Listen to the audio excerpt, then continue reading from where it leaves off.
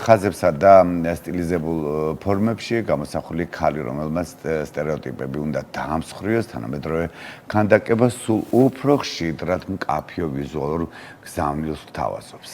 ნამუშევრები, რომლებსაც დღეს წარმოგიდგენთ, ქალის ძალასა და თვითგამოხატვას გადმოსცემს უკვე არაერთი გამოხმაურება და დისკუსია გამოიწვია როგორც პროფესიულ ისე საზოგადოებრივ წრეებში, ასეთი სტილიზებული ქანდაკებების სერიის ავტორია მოქანდაკე თამარ იგივე თალიკოთოიძე. მისი ნამუშევრები წარმოდგენილი იყო არაერთ საერთაშორისო გამოფენასა და სიმპოზიუმზე.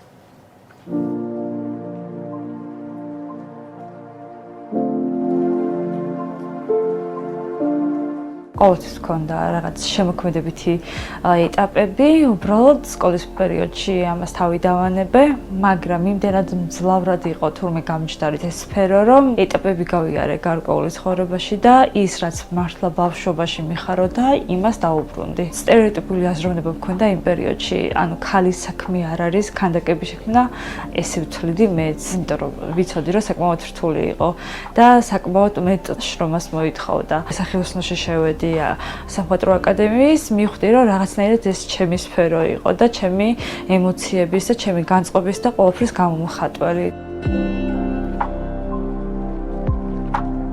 თავიდან მქონდა ხოლმე რომ ფორმას რო გავაკეთებდი, მე იმას ვაცვლიდი ფორმებს და რაღაცნაირად ეს იყო განმუხტვის საშუალება. შედეგად მივედი იქამდე, რომ ფორმები გავზარდე. გვალი ქანდაკება ზოგადად ქართულ ქანდაკებაში პოზიტიურ ფორმად აღიქმება და პირიქით ფორმა გამოცვლილი ნეგატიურ ფორმად. და ამ ვერსიების შემდეგ უკვე სტილიზებული ქანდაკებების სერია გამომივიდა და უკვე სტერეოტიპების მსხვერპლი ქალების იმიჯი მოირგო. ანუ რაღაცნაირად ჩარჩოების მსხვერპლი წარმომადგენელია ეს სტილიზებული ქანდაკება. მაგალითად ეს ქანდაკება აფროდიტე სილამაზის ქალღმერთია, მსუქან ფორმებად არის წარმოჩენილი, მაგრამ ესთეტიურად დახვეწილია. ანუ ის საწყისი, რაც მაგ აღებული ამ სტერეოტიპული ქანდაკებების ფორმად არის ნაყოფიერების ქალღმერთი. ეს არის ვილენდორფის ქანდაკება, მინიატურა, რომელიც ღვთაება იყო რეალურად და ეს ამ ფორმის ტრანსფორმაცია მოახდინა ფაქტიურად ამ ქანდაკებაში.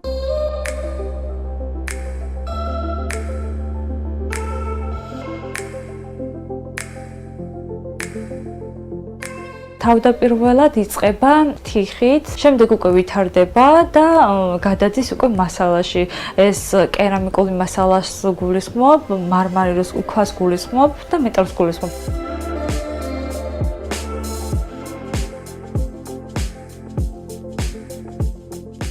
ჩემთვის ხელოვნება ფაქტიურად მთელი ჩემი ცხოვრება. ისეთ სფეროში ჩავები, რომელიც რეალურად ჩემი საყვარელი საქმეა და ამ საყვარელ საქმეს ფაქტიურად მთელ ჩემ ენერგიას, სულიერსაც და ხორციელსაც ვაქცევ. ხედავ ხალხისგან ბევრ დაინტერესებას, მარტო საქართველოში არა.